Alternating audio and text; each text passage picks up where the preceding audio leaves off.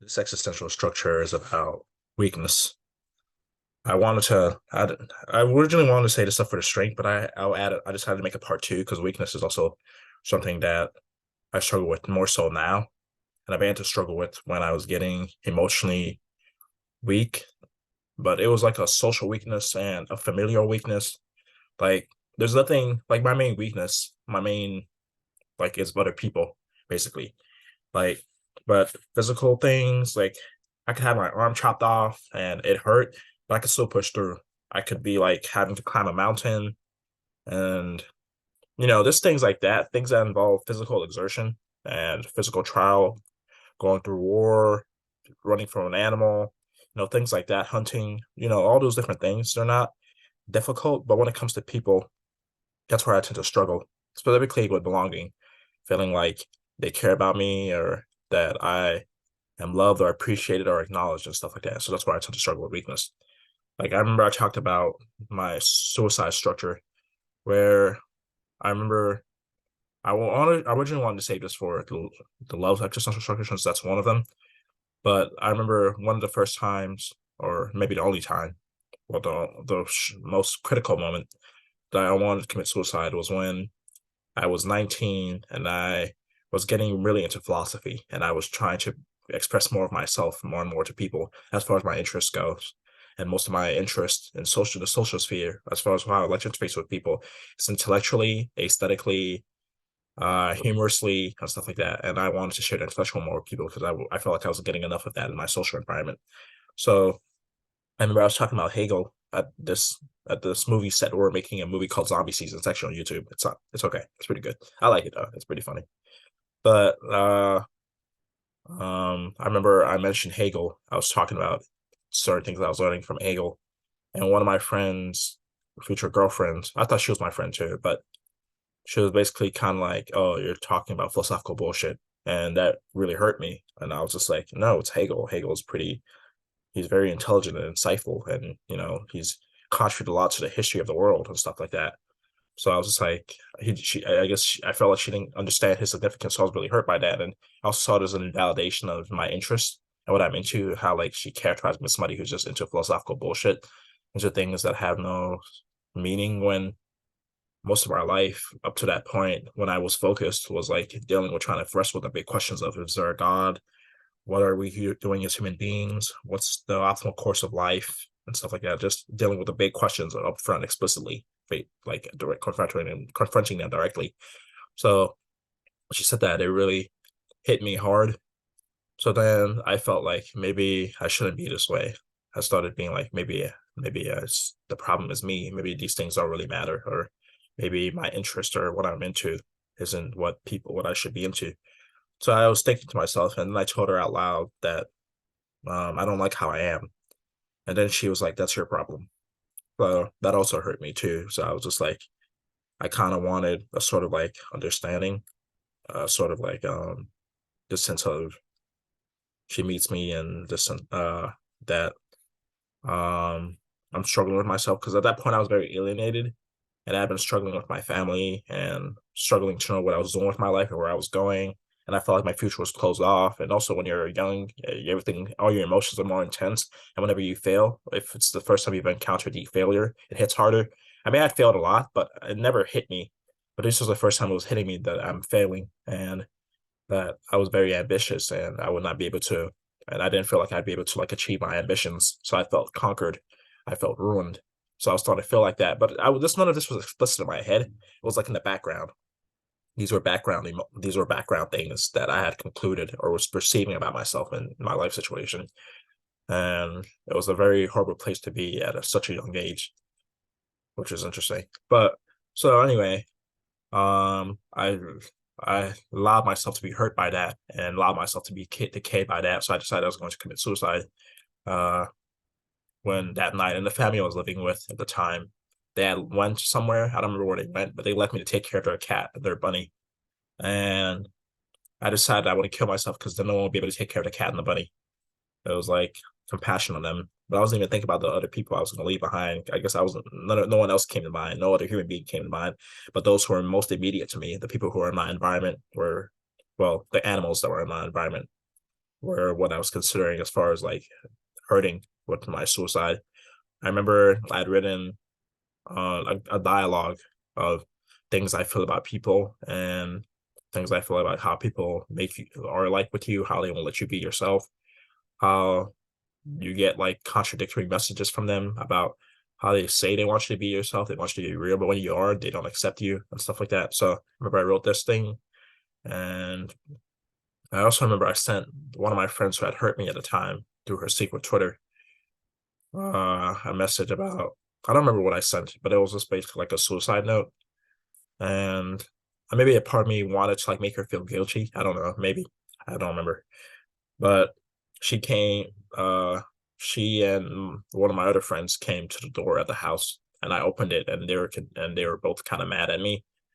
And then she saw on the paper towels I had written the dialogue on, and she started burning it, and I had to save it because I wanted to write it down and capture it for, because I was very into poetry and writing at the time, and it was just my creative exploration and stuff like that. Sure. So I was just very interested in expressing and stuff. So I told that story to like give you an instance of one of the weakest moments of my life. And another weak moment of my life was when I first played football. And one day we were at practice. I think it was the second or first day I was at practice. And there was this guy, and he called me ugly. And that was the first time somebody had ever called me ugly. And I was also very sensitive about my looks when I started going through puberty and stuff like that. So I was never used to people like insulting me directly like that or whatnot, because I grew up with mainly my mom and my sisters and other guardians and stuff like that, and then used to play around. And I just never encountered like roughness face to face. I saw it with other people, and I saw it in movies and stuff, but it was never directed towards me because I tend to be very kind towards other people. So I just saw no reason why you'd be that way towards me. So he called me that and it hurt my feelings. So I decided to run home crying.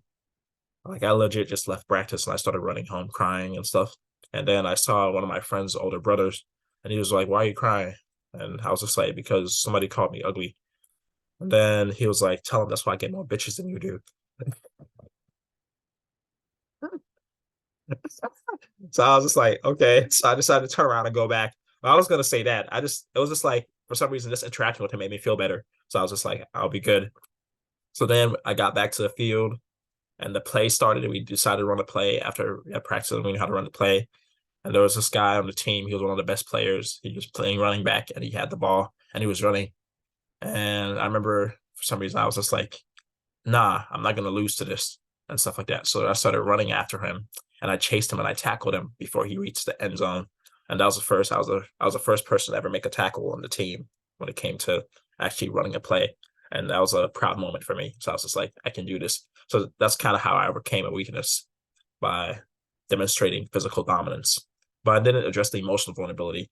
And that's what I'm trying to get at. That my weakness, or my struggle with weakness, has always been mainly emotional and social, with how people treat me, how people relate to me, how people alienate me, how people misunderstand me, how people characterize me, or and stuff like that. So that's something I tend to struggle with, and I think that's something lots of people tend to struggle with, and you know, but most of the time I tend to not want to be beaten down by it. So like to defend from it, like a coping mechanism I do was sort of like indifference, where it's just like, well, I don't care. I'm not bothered by it. When I actually do care, if I actually pay attention to how I'm actually feeling about it, or if I pay attention to how I actually value the person, or how I value my self-image, or value my how I come across as a person to other people and stuff like that, I do care. So that's one of the defenses, and I don't know. It's very interesting.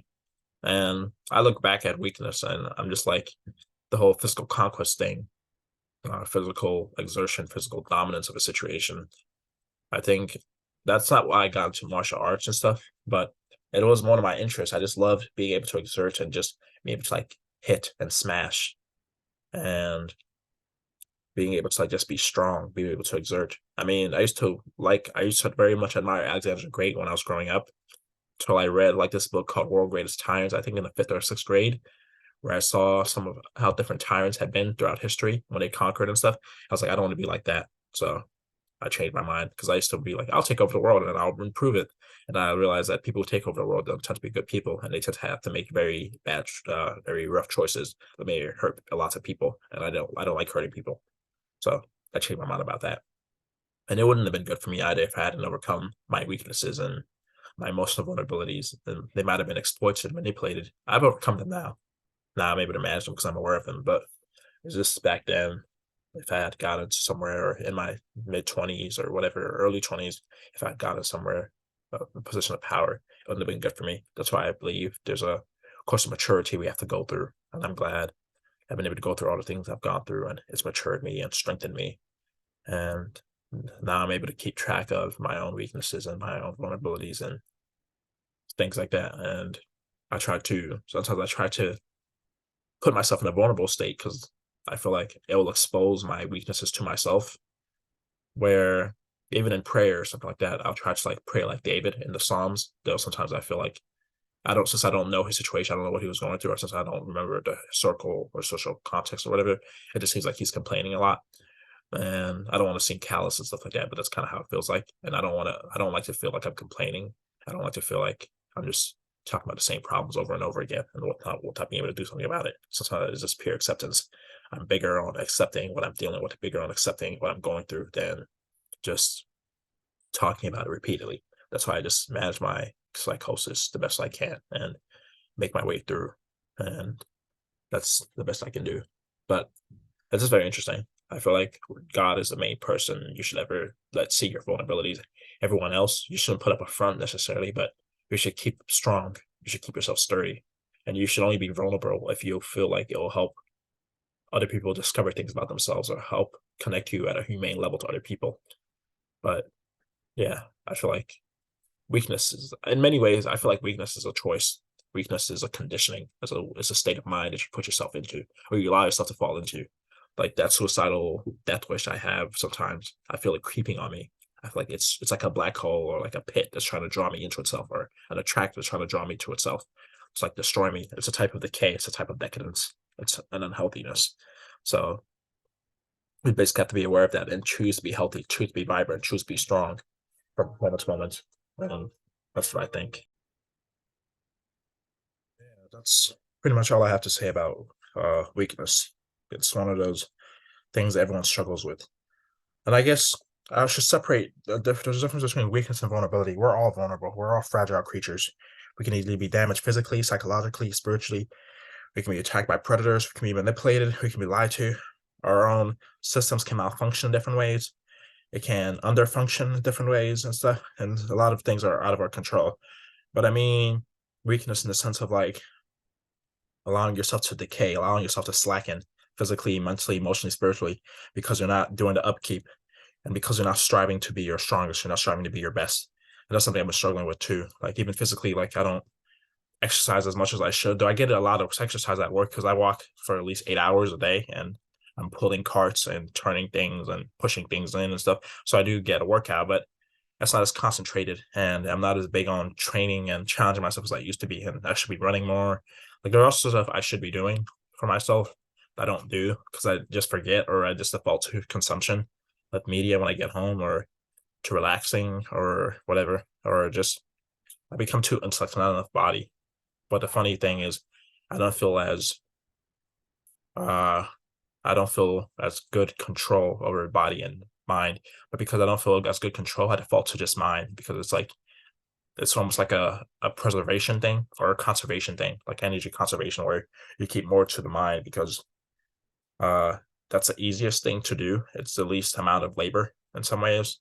And it's the ones that you can just be more spotty with. While with the body, if you're actually malfunctioning and being spotty and glitchy and stuff, you might hurt yourself or you might dysregulate something or whatever. I don't know. It's just very interesting. So that's pretty much all I have to say. I appreciate you guys for listening. I hope you guys can or share what you guys relate to or certain things about yourself, maybe how you guys struggle with weakness and stuff. I'd be curious. Anyway, bye bye.